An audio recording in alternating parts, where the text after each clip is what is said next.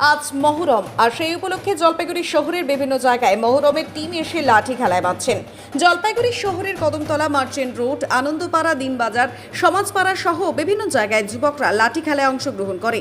প্রতি বছরই এই ধরনের খেলা করে থাকেন তারা। এইবারও দৃশ্য ধরা পড়ল জলপাইগুড়ি শহরের বিভিন্ন জায়গায়। মহরম খেলতেছি। কিভাবে সেটা খেলছে? সেটা খেলতেছি হাচেন হোসেনের উপলক্ষে খেলতেছি। এটা কি প্রতি বছর করে এটা থাকেন? প্রতি বছর করি। কোথা থেকে এসেছে তারপরে? আমরা কাদাবাড়ি। আর এখানে কি কি খেলা হয় মূলত? এইখানে হয় কপ্তা, লাঠি খেলা আর ঢোল। কেন খেলা হয় এই লাঠি খেলাটা? এটা হয় হাচেন হোসেনের উপলক্ষে হয়। আচ্ছা, কি নাম আপনার? আমার নাম রাজেশ রহমান। লাগলো, খুব ভালো লাগলো। যে কোনো খেলাই ভালো, ঈশ্বরের নামে যে কোনো খেলাই ভালো। এটা কি দেখলেন? খুব ভালো লাগলো লাঠি খেলা ওদের। মহরমের উপলক্ষে লাঠি খেলাটা, যে কোনো খেলা